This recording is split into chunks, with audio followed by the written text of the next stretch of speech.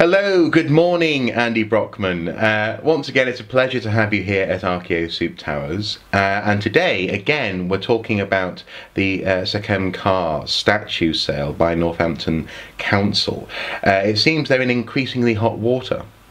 It's a really interesting story, and what's even more interesting is almost the way it's developed. We've seen, thanks really to the exposure the story's had on the social media, through Facebook and various blogs, Save Sekhemka group, Paul Barford's blog, our own blog on for Mortimer.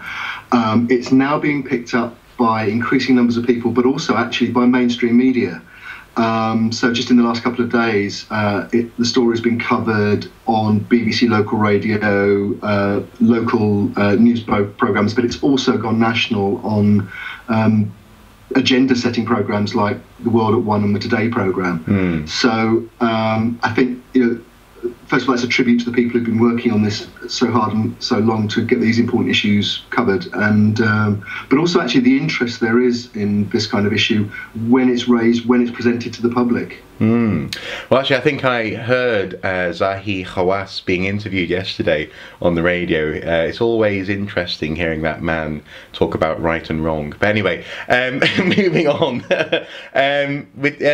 I believe tonight is a big night for this particular situation. Can you just comment a bit about what's going to be happening today, and also actually who else has commented on this sale of an antiquity from a museum?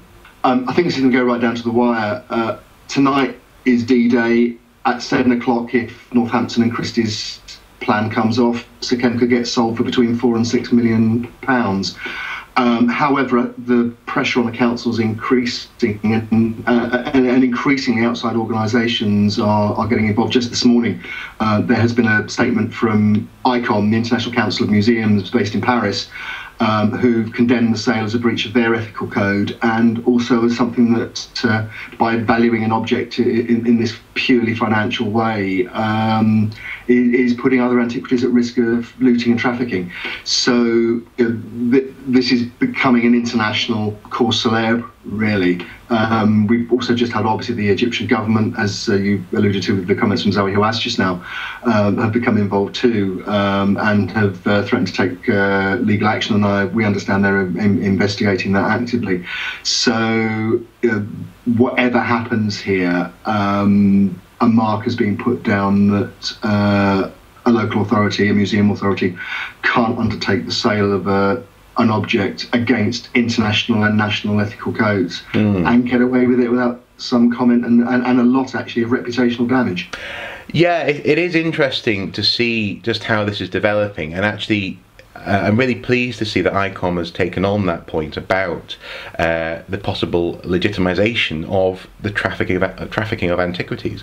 I mean, we highlighted this in our previous video on this topic, and it's a serious issue.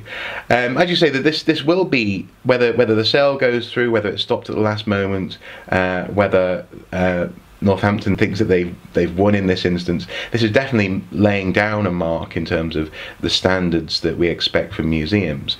Two things, I suppose. Finally, first of all, what do you think the effect of this case will be on museums and the sale of antiquities? And finally, what can people do to continue to make their voice heard throughout the day, and indeed in coming days if necessary? I think the effect of the sale is, as we've discussed before, it's putting down a marker to museums and the people in charge of museums that they can't break internationally recognised ethical codes and expect to get away with it without a fight and a lot of reputational damage. In terms of what people can still do, as I said, I think this is going to go down to the wire. There's an element of poker here, but what people can do, and we would really encourage people to do, is to email the auction manager and the head of communications at Christie's to explain why they should not auction such an object. I'll actually put the email address on screen for people if they want to do that, and also in the video information below. Thank you, and also the head of Northampton Borough Council, Councillor Mackintosh, whose idea this is. I'll do that too. I mean, basically, this is all about people power and social media, and at the very least, we can make the voice of the heritage community, the archaeology community, heard in this. There may be another voice that's being heard. You couldn't make this up. It's wonderfully ironic. But a couple of days ago, Paul Barford blogged about the religious importance of the Sekhemka statue, and the fact that if his statue is not treated with deepest respect and honoured, Sekhemka could be wandering the earth as a nameless, faceless shade. Yesterday, there was a serious fire at the Marquis of Northampton's estate. Northampton being one of the co-beneficiaries of this sale. You know, the Curse of the Pharaohs is complete nonsense. It is, yes. But you can't help but enjoy the irony, even though it's very unfortunate that maybe a historic building has been damaged. But the timing is just incredible. And actually, just finally, that is a very important point. I mean, this is a statue which was intimately tied with this character's life and death and afterlife, as far as he believed. And I mean, my fairly limited understanding of Egyptology is that if a person, for example, did lose their name, if their name wasn't repeated, effectively, as you say, they were lost forever, and people would actually pay members of their family and strangers even to say their name after they were dead in ancient Egypt. So in some ways, it's kind of good that we're saying Sekhemka's name, but on the other hand, though, this is not exactly a respectful way to treat the statue.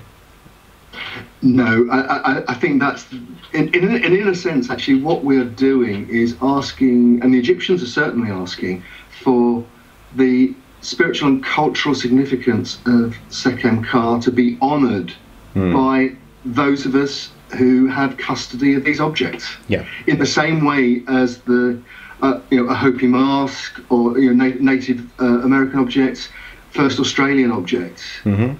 Are now treated far differently in museums to the way they were even 10 years ago, because the recognition of the cultural significance and spirituality that many people endow these objects with. And I think,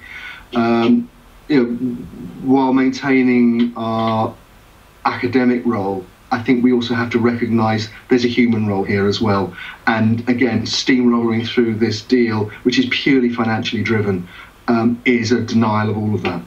Okay. Well, actually, just for those of you who are watching this video, as I say, I'll put all the relevant links below. You can check those out. You can make your voice known. Do email the people involved in this. I plan to, and hopefully, at the very least, this statue won't be sold without an almighty storm around it. So I'll sign off there. Thank you so much for your time once again, Andy, and we'll see how it goes this evening. Thank you, Mark. I'm sure I'll be talking to you again soon about this. Indeed. Bye-bye. Bye-bye.